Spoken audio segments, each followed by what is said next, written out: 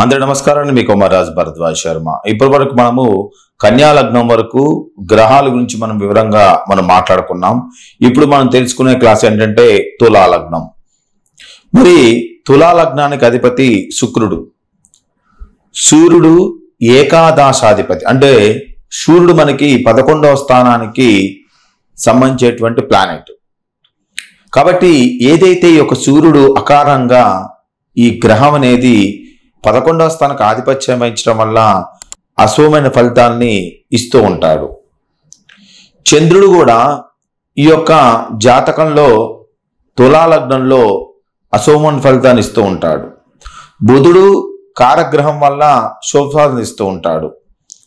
గురువు అకారణంగా అశుభ ఫలితాన్ని ఇస్తూ ఉంటాడు. ఈ విధంగా మనకి ఒక్కొక్క గ్రహం అనేది ఒక్కొక్క స్థితిని తులా లగ్నంలో కలిగి ఉంటుంది.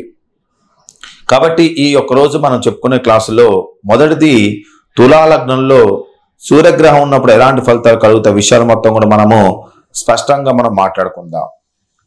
ఇక తులారాశి. తులారాశికి అధిపతి మనకి శుక్రుడు అవుతాడు. సూర్యుడు దానికి శత్రు రాశి, అంటే తులలో రవి నీచం పొందేటువంటి ప్లానెట్. కాబట్టి శత్రురాశి అనే తులా లగ్నం ఉన్న కారణంగా ముఖ్యంగా నేత్ర సంబంధమైనటువంటి వ్యాధులకి బాగా కారకుడవుతాడు. సూర్యుడు లాభాధిపతి కారణంగా ఆర్థిక పరిస్థితులలో అధిక ఒడిదుడుకులు అనేది ఎక్కువ కలిగిస్తూ ఉంటాడు. ఏదైతే లగ్నస్థ సూర్యుడు పాపగ్రహ సంబంధం కానీ దృష్టి కానీ ఉన్నట్టయితే వ్యక్తికి ఉగ్ర స్వభావాన్ని కలగజేస్తూ ఉంటాడు. కోప స్వభావాన్ని కలగజేస్తూ ఉంటాడు. ఈ లగ్నస్థ సూర్యుడు పూర్ణ దృష్టితోని తన ఉచ్చస్థానమైనటువంటి మేషం మీద దృష్టి పెడుతూ ఉంటాడు. దీని కారణంగా వ్యక్తి సాహస పరాక్రమం కలిగిన వాడుగా ఉంటాడు.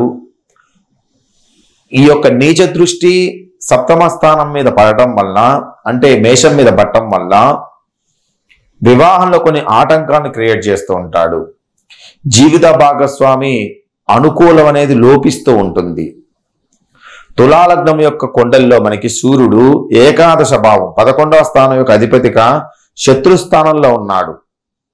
శత్రురాశి యొక్క లగ్నంలో ఉన్న సూర్యుడు వ్యక్తికి ముఖ్యంగా కంటికి సంబంధించేటువంటి జబ్బులు మెయిన్ కారకుడవుతూ ఉంటాడు.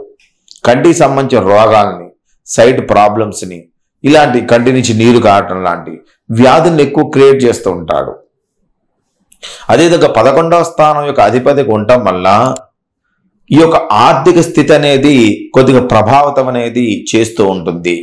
ఎప్పుడు అప్పుల పాలు కావటం, అప్పుల పరంగా ఇబ్బంది పడటం, గ్రోత్ లేకపోవటం, ఇలాంటి వాటిని క్రియేట్ చేస్తూ ఉంటుంది. ఆర్థిక లావాదేవీల్లో లోపాన్ని తీసుకొస్తూ ఉంటుంది. లగ్నంలో సూర్యుడితో పాటు పాపగ్రహాలు యుతి పొంది ఉన్నా కానీ, పాపగ్రహ దృష్టి కలిగి ఉన్నా కానీ బాగా కోపవంతులు, క్రోధ స్వభావాన్ని కలవారై ఉంటారు. ఏదైతే ఈ సూర్యుడు సప్తమ స్థానం మీద పరిపూర్ణ దృష్టిని సారిస్తాడు కాబట్టి వ్యక్తి వివాహ జీవితంలో కొన్ని ఆటంకాలు ఏర్పడుతూ ఉంటాయి. ఇక మనకి సప్తమ స్థానం మేషం అవుతుంది కాబట్టి సప్తమ స్థానాధిపతి ఎవరైతే కుజుడు ఉన్నాడో, కుజుడు 8వ స్థానంలో ఉన్నా కానీ, కుజుడు 12వ స్థానంలో ఉన్నా కానీ, కుజుడు నీచంలో ఉన్నా కానీ, కుజుడు హస్తగతంలో ఉన్నా కానీ, కుజుడు గ్రహాల మధ్యలో ఉన్నా కానీ కాగా నష్టాన్ని కలగజేస్తూ ఉంటాడు. వివాహ జీవితాన్ని బాగా అగమ్య గోచరంగా మారుస్తూ ఉంటాడు. సూర్యుడు యొక్క దృష్టి కుజుని పైన ఉండటం వలన, సూర్యుడు యొక్క దృష్టి కుజుని మీద, అంటే మళ్ళీ కుజక్షేత్రంలో మేషంలో మళ్ళీ కుజుడు ఉన్నట్టయితే కుజుడు అక్కడ సప్తమ స్థాన భావాన్ని కలిగి ఉండటం వల్ల వివాహ జీవితం స్వక్షేత్రం అయినప్పటికీ వివాహ జీవితం మీద కొద్దిగా నష్టాన్ని కలగజేస్తూ ఉంటాడు. ఏదైతే ఈ యొక్క లగ్నంలో తులా లగ్నంలో రవి ఉండి సప్తమంలో కుజుడు ఉండకూడదు, అది ముఖ్యం అన్నమాట.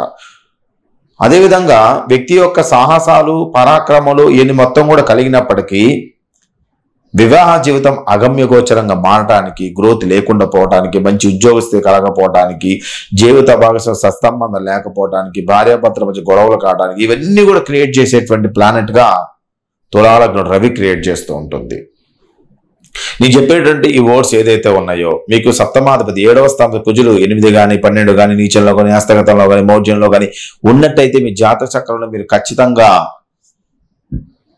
కలత్ర మహాపాశుపత హోమం చేసుకోవడం వల్ల వివాహ సంబంధించినటువంటి దోష నివృత్తి మీరు జరిగి మంచి జరగడానికి అవకాశం ఎక్కువ కనిపిస్తూ ఉంటుంది.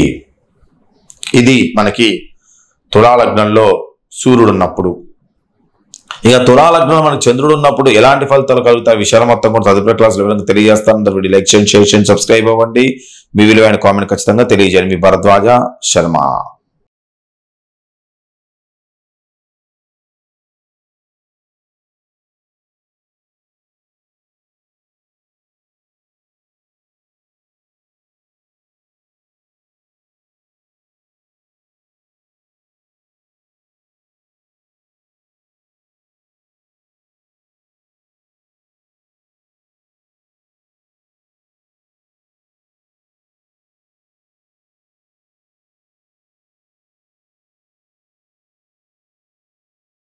Welcome to Learn Astro and Devotional Bhakti. Please subscribe our channel, get live videos daily.